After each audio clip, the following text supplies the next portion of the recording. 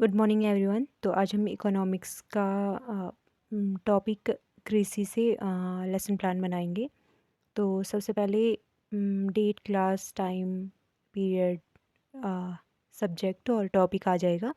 उसके बाद हम विद्यालय का नाम लिख लेंगे। विद्यालय के नाम के बाद हमारे जो उद्देश्य हैं वो आ जाएंगे। सामान्य उद्देश्य, विशिष्ट उद्देश्य। विशिष्ट उद्देश्य में ज्ञानात्मक उद्देश्य, बोधात्मक उद्देश्य और प्रयोगात्मक उद्देश्य।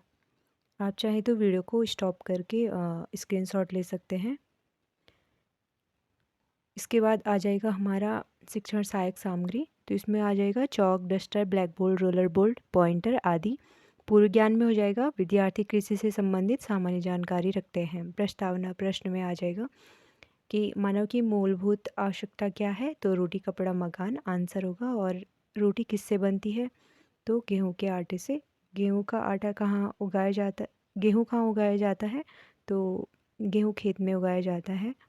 और खेतों में काम करने वाले को क्या कहते हैं? तो किसान। किसान खेतों में जो कार्य करते हैं उसे अर्थशास्त्र में क्या कहते हैं? तो ये समस्यात्मक प्रश्न हो जाएगा। उसके बाद हमारा उद्देश्य कथन आ जाएगा। तो बच्चों, आज हम कृषि के बारे में विस्तार पूर्वक पढ़ेंगे। इसके बाद हमारे विकासात्मक प्रश्न आ जाएंगे कि भारत देश का मुख्य व्यवसाय क्या है? तो कृषि। कृषि से आप क्या समझते हैं? तो अस्पष्ट उत्तर हो जाएगा। उसके बाद हमारे कृषि की परिभाषा आ जाएगा। उसके बाद नेक्स्ट विकासात्मक प्रश्न होगा, अनाज हमें कहाँ से प्राप्त होता है? तो खेतों से। खेती का महत्व क्या है? तो अस्पष्ट उत्तर होगा, जिसका एक्सप्लेनेशन नेक्स्ट टीचिंग पॉइंट में होगा।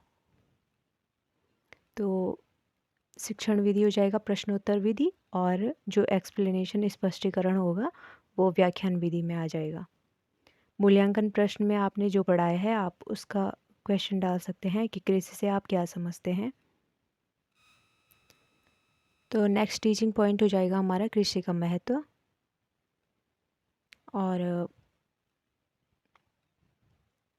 उसके बाद सेकंड टीचिंग पॉइंट के एक्सप्लेनेशन के बाद हमारा विकासात्मक प्रश्न आ जाएगा कि देश के कितने लोग कृषि में कार्यरत हैं? तो लगभग 64%। और कृषि फसल के कितने प्रकार हैं? तो ये नेक्स्ट टीचिंग पॉइंट में हम एक्सप्लेन करेंगे।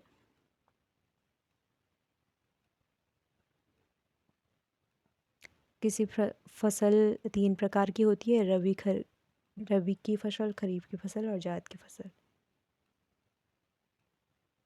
नेक्स्ट में हमारा ब्लैक बोर्ड वर्क आ जाएगा। तो ब्लैक बोर्ड वर्क के बाद हमारा निरीक्षण कार्य आएगा। निरीक्षण कार्य में छात्रा अध्यापिका सभी विद्यार्थियों को संपर्क कार्य लिखने का निर्देश देंगी और कक्षा कक्ष में घूमकर निरीक्षण करेंगी। इसके बाद हो जाएगा हमारा गृह कार्य, जिसमें कि हम 2-3 जो हमने स्पष्टीकरण दिए हैं, जो टीचिंग पॉइंट हमने पढ़ाए हैं उससे संबंधित क्वेश्चन हम होमवर्क के लिए दे देंगे। और संदर्भ पुस्तकें अर्थशास्त्र 9th क्लास। Thank you.